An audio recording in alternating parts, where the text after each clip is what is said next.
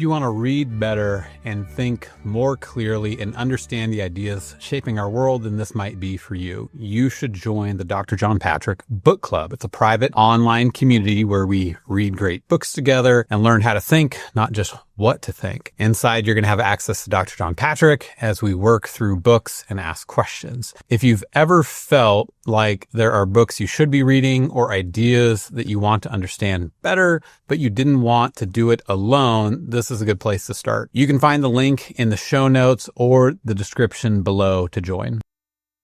Hello. For those that don't know, my name's John Patrick. I'm a retired professor in biochemistry pediatrics, but I retired a year or two early because students had pushed me into an entirely different life with more lectures and no marking, which I approved of. So for the last, for over 40 years, I've been, as well as my academic life, beginning in about the mid-'80s or early '80s, actually, I've been talking about ethics, culture, faith, and public policy and how we need to think about them. And I'm going to talk about that again today. I hope you all had a good Easter. I was just talking to Craig, who made all this possible, and he said, yeah, a lot of people turned up at church that I didn't know. I said, yeah, that's the way we are behaving these days. Our church was full on Easter Sunday too. We're in danger of becoming the sort of very nominal Christian that I met as students quite often. A typical response would be, oh, well, yeah, I suppose I'm Catholic really, and I go to Mass once or twice a year some years.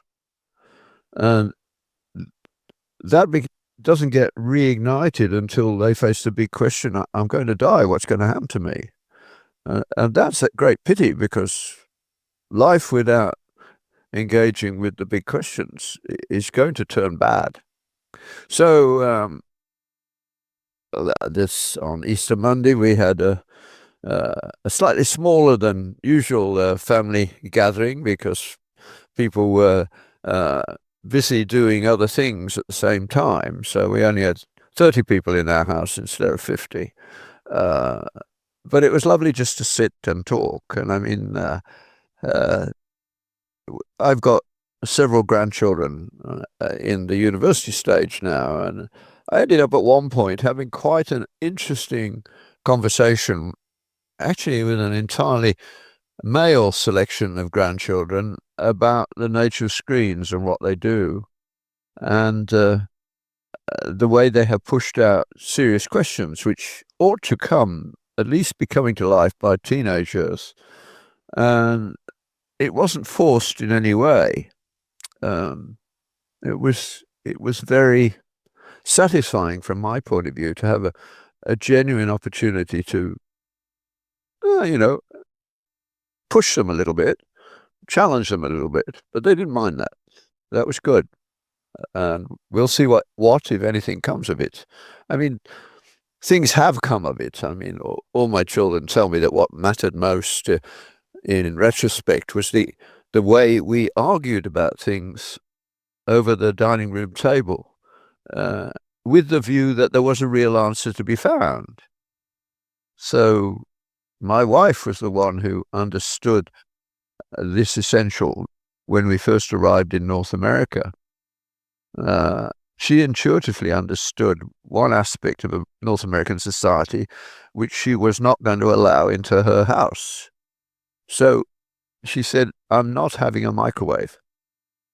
I said, they're very convenient, very good instruments. I mean, we have one now. She said, yes, but I'm not going to have the children say, no, I don't want it now. I want to finish my homework. I'll warm it up later. I'm not going to let that happen. I want everybody, if possible, to be at home for dinner every day. And she developed a cuisine which, hot from the oven, was fabulous, and not so good heated up, designed to be such. And my job, I didn't know exactly what it was at that time. It got more and more articulated over time, was essentially to prod and find out what was going on, to ask questions and teach them what questions mattered and how. I mean, typically I would ask what they'd learned that week and say, well, I don't think that's right. Let's look it up. And so the meal would often go on for an hour, and there'd be as many books as plates on the table at the end of the process. And I still get birthday cards from my children thanking me for that, because it set them up in a way that they can look around and say, oh, other people have not had that privilege of genuine Christian involvement. It was some years later when Bruce Waltke, the great American theologian, made me think about Deuteronomy 4, 5, and 6, and it became another central issue in my life. I mean, there are probably not more than half a dozen talks that I get asked to give again and again and again. And while there are no Hittites on the streets of New York, which is Deuteronomy 4, 5, and 6, is one of them, especially when I go to Africa. And increasingly, it's the need in particularly the black communities of North America. I'm very sad that I don't think I've ever been asked to talk to a black church in America. I would love to do that, but it's never happened. But it's all about fatherhood. The Jews survive. If you ask an Orthodox Jew, a thoughtful one, he'll say, well, it's Deuteronomy 6 that does it. What is on your heart? It's got to be on your heart. Experience doesn't make you good. The Jews broke the Ten Commandments in order pretty well after the most personal encounter with God that any group of people had ever had. They said, we will obey, and while Moses was still up the mountain, they broke all the rules. Why? And Moses, we might as well give up. Let's have a ball and forget it. Eat, drink, and be merry, for tomorrow we die. That would be a logical conclusion at one level. But Moses said, no. God heard what you said, and he was pleased that you understood the truth, that you should obey. He knew you wouldn't. He told me that. But he said, now you have got to build this into your culture, and you do it at the dining room table and in everyday activities. Not the synagogue, not the church. It's what is built into your family life that matters. These things shall be upon your heart, and you shall teach them diligently to your children when you sit at table, when you rise up, when you lie down. Write them on your hands, your forehead, your heart. That's the heart of it all. That's what matters. So when your children ask you why they should do things, you don't say, because I say so. You tell them the narrative, beginning with the general one down to the personal, to the point where you can say, don't you think a God like that is worthy of an hour or so a week at least? And they're still honest when they're young at one level. They say, yeah, no, all right. And they'll go. You don't have to have getting to church on Sunday morning in a kind of exercise of authority. It's got to get beyond that. So, we had the usual influx into church on Easter Sunday morning that will not appear again for another year because we're not attractive enough to bring them in. Maybe some will. One never knows. And then on Easter Monday, we gathered in our home. And I mean, we didn't play any games or anything like that. The smaller ones, the great-grandchildren, were playing with toys and being played with by the older ones, which was delightful to watch. You know, we had several babies or under fives to keep some of particularly the university-age girls happy, but the guys too. But we also had interesting conversations going on. So I had one which I really enjoyed. Several of the teenage and university-age boys were together in one room, and I joined them and talked to them, and I wanted to try out something on them, and I read the poem that I've read here by Malcolm Guite on the way, the truth, and the life, and asked him, do you think I could read that in a secular setting in your university and get away with it? And they say, yeah, you could. And I think that's true. We'll find out over time, because it is, from my point of view, a great poem for the modern age. So, and then we started talking about why they don't learn poetry and why they have been pushed into a memorize and dump approach to learning, and what could they do about that. And that has been very useful. The other thing that's been nagging me, that's a constant burr in my saddle, if you like. How do we get the next generation to make connections with the story of their culture, and what is it that's pushing back on it? Well, it so happened that just before Easter, the March issue of First Things arrived, and there's a beautiful article in it called Love in the Time of Mass Migration by Matthew Crawford. Not the easiest article to read, but worth the effort. So I'm going to talk about it and use it because it fits in with some of the things that I'm thinking about very well, and has been a great use to me. It's a brilliant opening because he just tells a brief narrative, an imagined narrative, that nobody would take offense at. I'll just read the first paragraph. The unknown traveller shows up, storm-tossed, naked and hungry. He is bathed and clothed, the best wineskins are brought, a meal is laid. Beautifully depicted in Homer, hospitality is a kind of grace, a good bestowed on another, outside the realm of exchange and without regard to his merit. That's genuine hospitality, and that you can find in many places. It was that he was referring to a Greek example.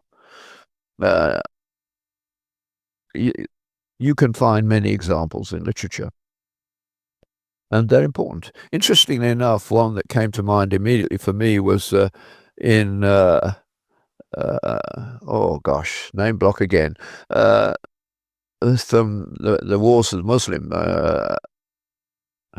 What's a great film by David McLean? But anyway, the hero, whose name will reappear in my mind at some point, possibly within the limits of this talk, learns that if you can get into an Arab encampment within the borders that they have laid out safely, there is a duty of hospitality to you.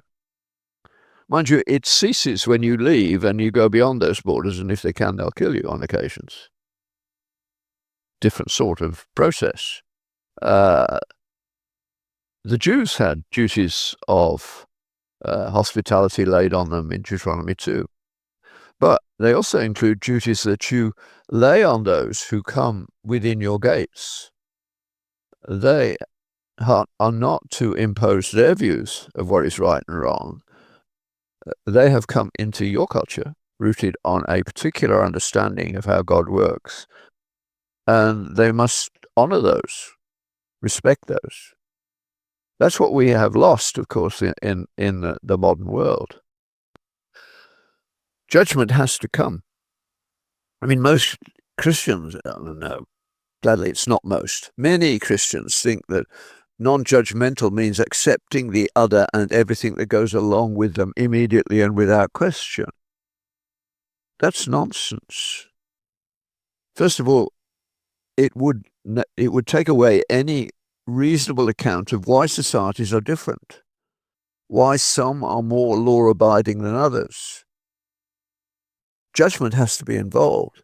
The narratives have to be examined. And Crawford goes on to talk about that. He says, after the hospitality has been given, then judgment is called for. First of all, giving the hospitality presumes that you believe him to be genuine.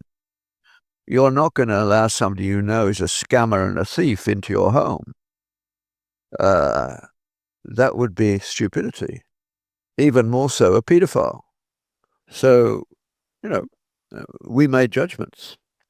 And cultures have done always. That's why some people are called criminals, because they do, and it might be slightly different in different areas. Abortion would be a good example where we have lost a common good, and we now have we walk on eggshells as we navigate our way through intrinsic contradictions that are going on all the while. Now, what's going on in Minnesota at the moment, the scam of ripping off the taxpayers of America for millions of dollars for services to Somalis who are in great need. And so millions of dollars were given for their education. They just took the money in and divided it up as they should, as they wished. There was a lovely video I came across the other week of a Somali woman about to go in her plane and escape with a lot of money and the plane. And she was stopped at the process, and she has a hissy fit. It's my plane. I bought it. Where did the money come from? What skills do you have? Of course, it was a pure scam. But you have to understand that cultures are different at this level. Probably the nicest place to start yourself thinking about this more carefully would be a book that has no intention of doing any philosophy. It would be Ernest Thesiger's classic travel book, The Desert Sands, which starts with an account of being the first white man to make it from Addis Ababa to the coast of Somaliland alive. He had to take a whole bunch of soldiers with him because the Somalis were deeply not just tribal, but clannish. If you took water from a well that they considered to be theirs, they wouldn't ask questions, they would shoot you. And there was no guilt attached to that. That is the way it worked. Ilan Omar is a classic example of this. And every now and again, she lets it slip. She's not primarily an American. She doesn't consider herself an American, despite being a member of Congress, now thrown out, I think, or at least in process of being thrown out. But she said on more than one occasion, I am a proud Somali. So when you see money available, you take it and you distribute it on the basis starting with family and clan and then the tribe. That's what you do. That's their culture. And one can't pretend that isn't their culture. The evidence is overwhelming. And what Thesiger's book does is he actually during the book he was also the first person to cross the empty quarter of Saudi Arabia to Riyadh, pretending to be a Muslim, and he got away with it. And he has a genuine affection for the people that he was with.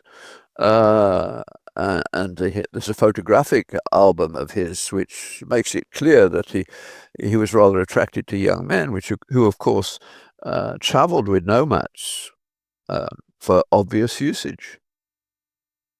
That was the culture.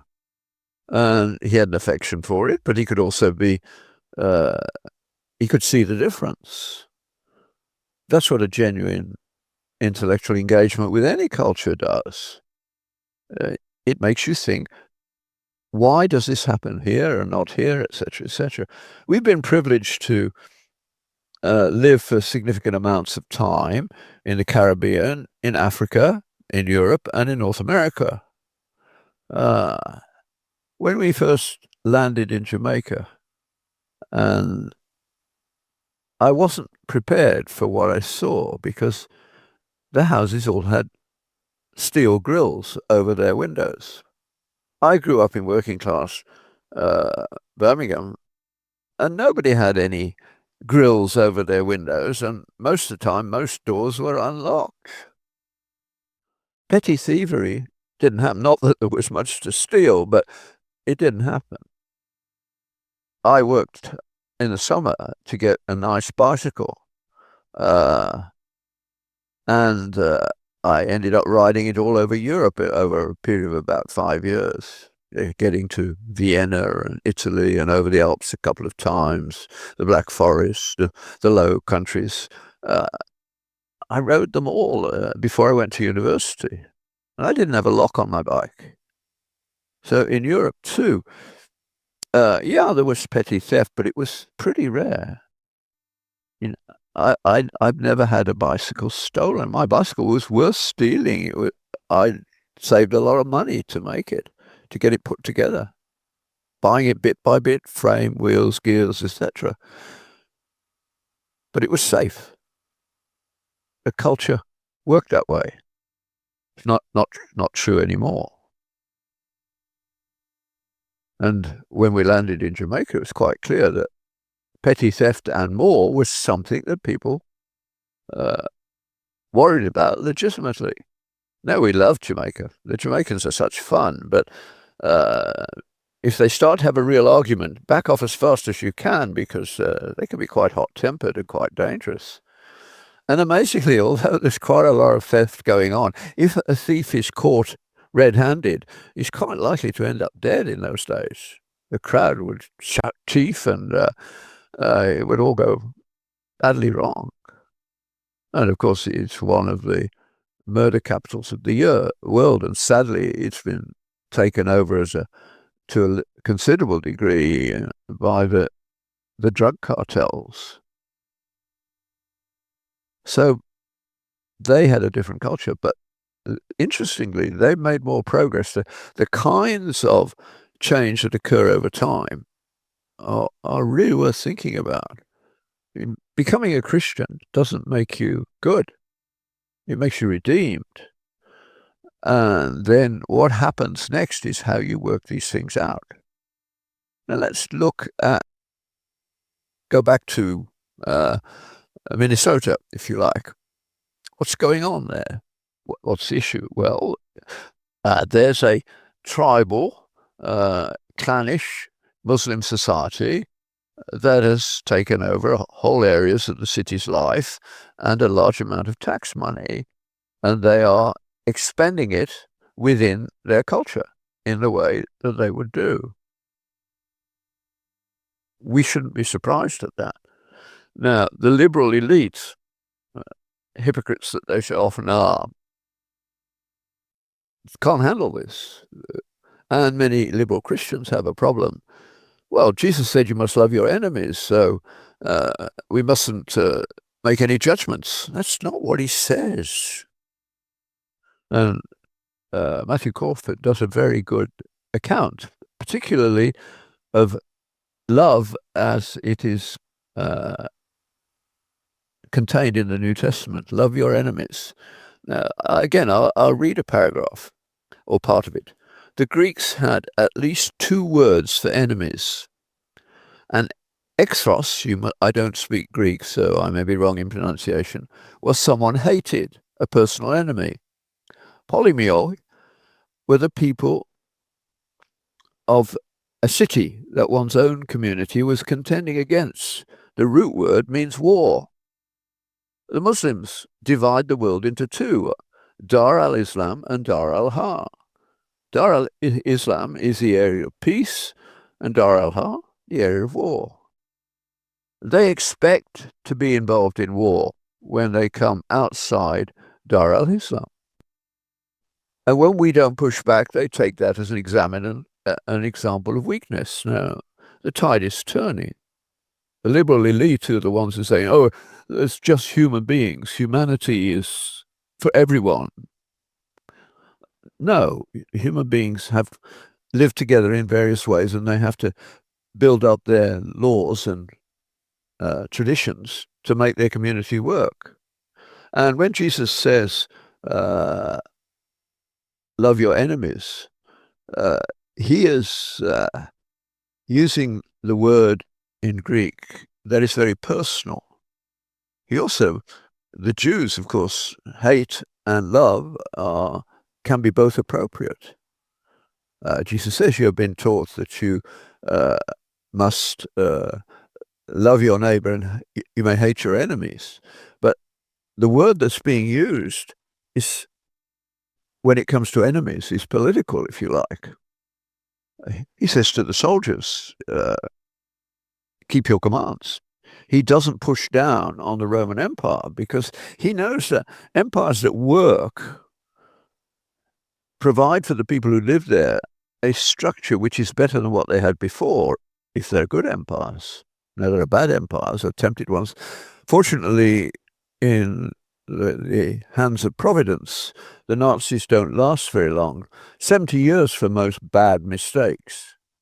I mean, the Soviet Union would be a good example. And they again sort of divide the words up in a different way, and they destroyed their own people. My grandfather was a Marxist, and he was very pro Russia after the Second World War. I was glad that he died before the truth about Russia emerged, and in particular, the way that it doesn't understand this issue of the growth of appropriate judgment that makes a society functional. Positive law is what it's usually called. But a legal system, we in the Christian West have been blessed to live under a system of laws, which we are now in the process of breaking down by various bits of acidic sabotage, if you like. But common law is one of the greatest inventions of human history, in my view, and it goes back to Alfred and his sons in England. It is based on case law. When Alfred at last unified England and Wales, didn't manage to include the Scots for quite a while. There were no roads, of course, tracks, and so getting to the far corners, even of a small place like England, took time. So he sent judges around the country and the people were told that they were to keep hard cases for when the judge visited. Otherwise, they did it locally. And Alfred's advice was, well, first sit down with the people who are respected in the community and discuss the cases that are problematic and begin by asking them what their initial responses are. And then you work out where you go from there. And that's how the jury system came in. It was to make sure that, well, I don't know what's going on in Alfred's head, but it had the effect of seeing that the people who had the advantages of power and education had a check placed on them, because you could have a jury trial before 12 good men and true, women included now. That was another advantage for Christianity over time. So they could say, the lawyers could say, well, this is what should happen. And they would say, well, in this case, we don't think it should. Now, that doesn't change the law as a whole. It sets a precedent. And those precedents grow over time. Eventually, they got to the point where the barons were able to force the king to acknowledge that he too was under the law. Runnymede. And there's another word that's currently gone from my elderly mind, but you probably already know it. The set of laws which are honoured throughout the English-speaking world, at any rate, and the beginning of representative democracy, and even a king who was not free. He was under the law. We're having troubles with whether Charles really understands his role as the head of the Church of England. He is not a free man to express his opinions, because he took an oath at his coronation. So a rule-ridden society doesn't appeal to a lot of liberal elite, including Christians, who think that, well, let's love everybody. No, Jesus makes the distinction between the singular, which you have to deal with. You express love as a duty in your personal relationships. But when you come to the larger world, every nation does have to decide how it's going to keep its nation together, which includes its borders. There are things about the Muslim world that are not compatible with Christianity. Ask any Muslim woman where her opinion is worth half that of a man. And if you get yourself involved in a case of adultery, the woman will be stoned for tricking the man into adultery because he would be good. Muhammad is supposed to be the perfect example of manhood. And they even quite clearly in the hadiths have no problem in explaining that he married Aisha legally at 6 and consummated it at 9. They don't deny that. That's part of a perfect manhood. Does it surprise you what you see going on? And because they know, the Prophet says, you may go to other places, but your job then is to bring in Islam. And violence is part of that. Read the Quran. They've told us what they're going to do. They look upon our liberal elite to say all humanity is the same. No, it's not. Cultural history really does matter. And we need to get our teeth into that and learn how to make that point. But you can begin by realizing that Jesus makes the distinction between Christian love that is expressed in your immediate community. Behold how these Christians love one another was the first evidence that Christianity was different. The next one was actually ceasing to do infanticide, which was normal. Another baby in a family when you knew nothing about how to control your fertility with appropriate, in the Christian view, periods when you separate from one another for prayer and for worship, little bits of time. So throughout human culture, the sacrifice of babies in the sense of killing them or not feeding them when they're born was the only way they could cope. I like to imagine that this turning point went something like this, because the early church was mainly poor people. There were some rich, but it appealed to the poor very quickly. And they were often slaves, house slaves, so they had some sort of free time. So they would get together to worship when they could.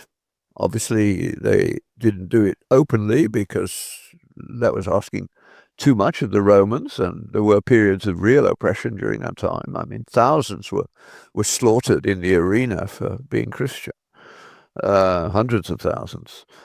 And so their time of worship was very precious. And I imagine that at the end of one such time, one couple were a little quiet. And they said, you two look quiet. Do you have a problem? And they said, well, we're pregnant again. We don't know how we're going to manage. And what I like to think happened next is that people said, we'll help. And they did. And in fact, we have evidence that they did, because the first piece of literature I'm aware of by a public official asking for advice about the Christians was written to Rome saying, these Christians don't euthanize, if you like, infanticide, don't expose their own children. Moreover, they rescue the exposed children of others. Nobody would find it easy to kill their own baby. So what they did, they had a place at the city gates where you could put a baby down on the ground or on a wall. I don't know quite how they arranged it. And if somebody wanted to pick it up, they could. Otherwise, it would die, either killed by the dogs or just not being fed and watered. And I like to imagine that one couple had picked up one such child, which the Christians started to do. And this Roman official said, not only are they not killing their own children, they're picking up the abandoned children of others. He understood what modern politicians don't seem to realize, is that demography is important. China cannot recover from the one baby policy. They're in demographic death. The Japanese are in the same state and they're holding it at bay with robots. The whole of the Western world is not reproducing. Only Israel, which I count in the Western world, is having 4 children for every woman. That's a confident culture. Ours is not confident. So I imagine a couple saying to a daughter that they had picked up when she gets to an age and they need to tell her the story. So they say, we have a story we need to tell you. And they tell her the story that we were walking through the marketplace and we came to the gate and someone had left you and we saw you, and the love of God or the love of Jesus, they probably said, so flowed through us that we had to pick you up and bring you home. And we're so glad we did. You are our daughter, but you came to us as a special gift of God. That child is signed, sealed, and delivered for the kingdom, isn't she? Mainly it would be girls more than boys. The early church did that. There's nothing in the Bible about that, except that life is sacred. But the specifics, the church worked it out as it went along. It got things right, it got things wrong, it went backwards and forwards a bit. Currently, the liberal elites are totally hypocritical. They say, oh, all immigrants must be affected. All border crossers, legal or illegal, it's no different. Of course, they live in a gated community, and the only question you need to ask them, how many of these illegals and refugees live in your community? Dead silence. That's why it's a gated community. They don't do anything that affects their lives personally. That can be dumped on the other side of the city by people who already have a big problem. And the city I grew up in is now the largest Muslim city in Europe in many respects, in population terms. Even where Tolkien lived at one point in Moseley is now a Muslim area. And one whole area is a no-go zone for the police because we've lost the cultural strength to say what we need to do. And so people coming from that background, men, particularly young men with no women to civilize them, arriving as economic refugees, which is what most of them are, look at our world and they see our behavior as weakness. And they've been told that you're here in the long run to bring these benighted people into the only real religion, which is going to control the whole world, Islam. And praying in public outside Notre Dame Cathedral in Montreal was not an act of piety, it was an act of dominance. The rape gangs from many parts of Britain are acts of dominance. That's what they are taught they can do. And we should have said, not here. But instead, the elite and their desire to look good and to virtue posture, pretend to be these gracious people they are. It's all about politics, really. Hopefully it's not too late, I don't know. The second coming or a rebirth of Christianity again in some sense. God pours out revivals every now and again. Hopefully we could have one now. So this is all discussed in this article in First Things. This is not the details that I've filled in about how Christianity started to spread because of its social behavior. I mean, Muslims controlled took control of the Mediterranean basis because they could fight. They had good horses and good swords, but they couldn't build a culture that would function at that size. They couldn't handle an empire. You need some sort of minimal bureaucracy at least, and they were illiterate. Muhammad was illiterate. So they had to use Jews and Christians to run the House of Wisdom in what was it, Damascus or Baghdad, I think. And they preserved the works of Aristotle. They got lost in Europe, which went Latin, and the Greeks went to Constantinople. And it came back along North America North Africa, into Spain, which was the high point of Western civilization at one point, and then it crept over the Pyrenees, where Christianity was growing, and they were wide open and ready for Aristotelian intellectual activity.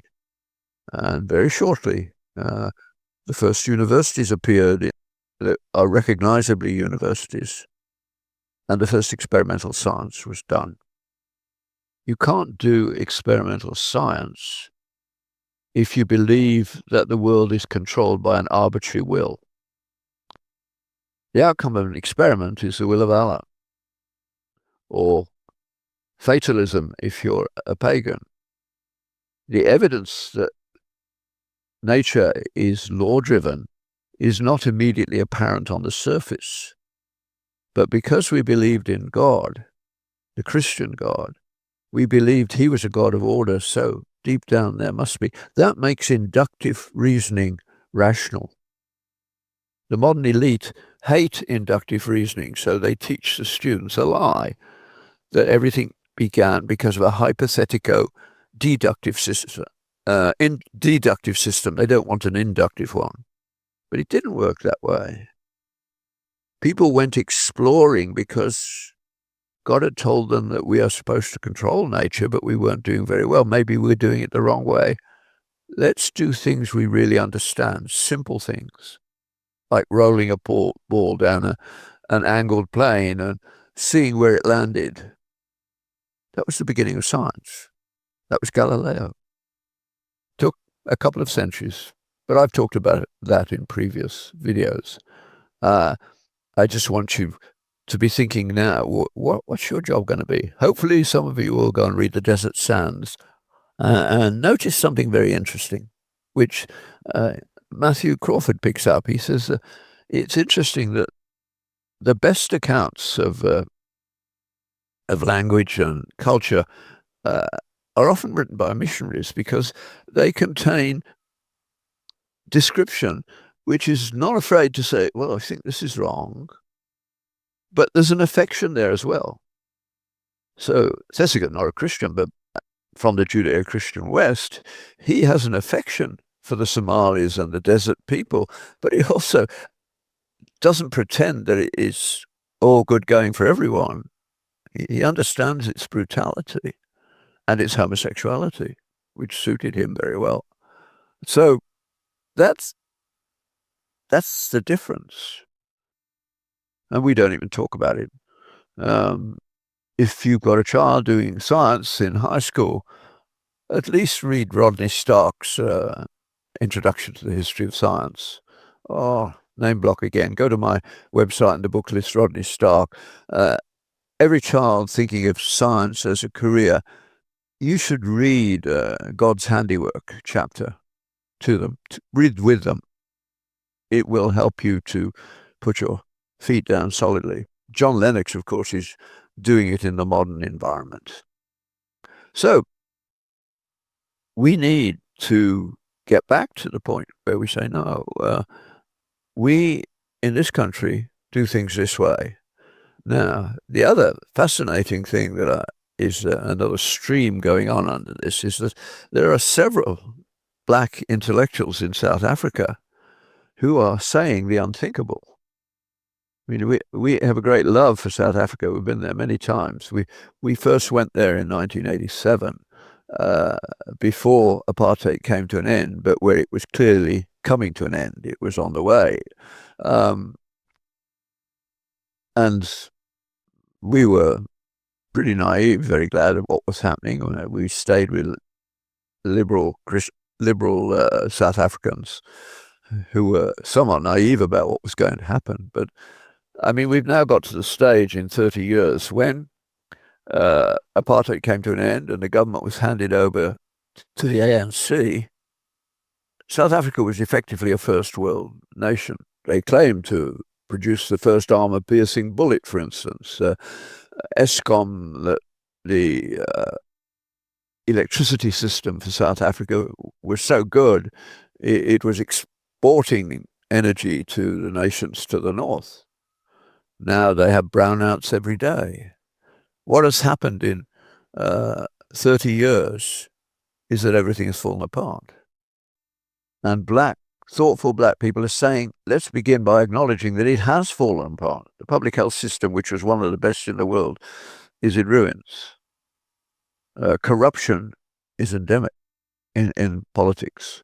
I mean, and they don't even feel guilty about it. So Zuma, the erstwhile president, said, well, that's what Zulu chiefs do. They take the best for themselves. He built himself an estate. Doesn't offer any apologies. But we now have some very articulate black folk who are saying to the ANC, look, you've got to wake up.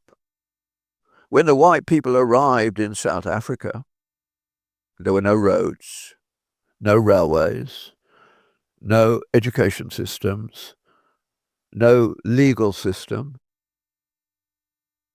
no health system. They built all that. We didn't. You better start by acknowledging it, because you won't get it right unless you realize what you have to get as the foundation. Frank Zanu is one of the guys. I don't know what he believes, but he certainly wants to look at things honestly. And I mean, you can see him embarrassing the ANC at a conference or at a meeting just by saying, look, be honest. We've seen it fall apart in our lifetime. Beautiful, beautiful country. When we first sing, the infrastructure was well looked after and maintained. But maintenance, as Frank Zanu points out, in most African languages, he says all, but you can't know them all. If you ask, do you have a word for maintenance as we understand it? The answer is no. And there's no love of data, which is the start for serious experimental science. I had to learn that when I went there to try and help a mission group to do a better job with their malnourished children. Now, I could bring my children in and we could make children grow who hadn't grown for 18 months during the summer. And I trained Africans how to pick it up early when it's easy to correct. I came back a year later and the system wasn't working, because their explanation for the existential problems of life, mortality, where did I come from, why am I here, where am I going, the 9 questions I repeat endlessly, hoping you'll teach them to your children, because these are the questions they need to ask of their teachers. How do your teaching help me to deal with these questions? Because everybody has to deal with them. Where did I come from? Why am I here? Where am I going? Death, suffering, how do I make sense of them? Not easily, but they need to talk about the desire for justice, which is universal, not defined. The law schools say law is just procedural. But honest students who don't believe, one of whom is a grandson of mine, says it's not true. Law is not just procedural. I sent him left to read early on, and over 4 years, he's changed a little bit because he's honest intellectually. Comes from that sort of background. And then the 3 intellectual ones. What can I know with certainty? And there are some things you can know with certainty. What do they have to say about what I ought to believe to be true? I think at the very least you ought to be able to say to anybody in the education system, at least you should acknowledge that particularly quantum physics, cosmology, and molecular biology make the idea that there is a mind behind the universe a very tenable one with greater explanatory power than chance. Chance never produced anything. It had to work on something. Where did that come from? So, in fact, the irony is that those departments are the safest place to go if you're a Christian, because people aren't all Christian there, but they don't want to engage in that argument at the very least. So there's hope.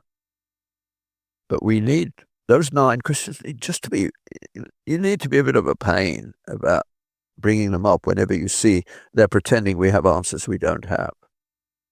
Let me finish by reading a little bit of this article that I actually made a note of, I think. It's this.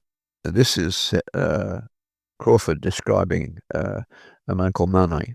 He says, if we find less and less to love and admire, even to understand in the human associations to which we belong, and from which we draw the greatest part of our moral and intellectual resources, and instead entertain a principal preference for what is foreign, far off, and generally other, that is what is beyond the range of our practical knowledge and real experience, then what Professor Mahoney calls our moral cognition is impaired, indeed gravely warped. It's another quotation to go along with Polanyi's one, that we need a basis for society because then it will work. Without it, chaos and entropy will take over. Can you deny that? Can I deny it? Absolutely not. There was no significant cheating at school because it was so interactive. You had to stand up and defend your views in public in the class. So you can't cheat on that. If you can do that, you've learned something. That's what they wanted. They wanted to instill a love of learning, which is hardly present in students today. They do it on the side. The love of sports is because it's got objective rules and it fulfills a great need at that level. Always has, bread and circuses. But the intellectual life, the life of learning, is important. And it's built on narrative. Just for fun, ask your children and you together, don't look it up, how many of the miracles and parables that Jesus did or taught can you write down title without looking them up? Now, I know the answer for many people today is next to none. But anyone who has been captured by the love of Christ, the love of God, they can answer that one for sure. And Jesus never wrote anything down, but he did and said things that people took note of, and they wrote them down and passed them on. And that we need to think about, and the culture that flowed from this. Here's a ironic quotation to finish, which Matthew Crawford uses. He says, but churches, both Protestant and Catholic, have been guilty of being sucked into the sociological approach to things instead of the personal. And that leads to saying, well, all religions are roughly the same. We can cope with all of them. Multiculturalism is true. No, it's all a lie. But this is a brilliant piece that he's quoting from Rod Dreher, who had a brief exposure in the Christian intellectual world in North America. He's now an ex-Catholic American writer living in Budapest, Hungary. But he wrote this, ironically, sardonically, he says, and ironically, he says, in Budapest, rare among European cities, women can walk alone, even at night, without having the opportunity to offer welcome, respect, and love to male migrants eager to get to know them. Alas for the Hungarians, the exuberant love shown by male migrants toward the women in other European countries is not an experience open to Budapesters, owing to the anti-migrant policies of the Orban government. One can come away with the impression that the church is indifferent to reality and to life, insofar as life is ordered politically, mediated by the finite and the distinct. The entirely predictable result of this indifference is the destruction of social order. As Christians, we need to make this case. Not easy, got to practice, do it amongst your friends first. Have a little debate with your children, see how far you get. Some of them will be better than others. You'll soon find out who's good at it. But go and renew your minds by the work of the Holy Spirit. There's no other way. God bless you all.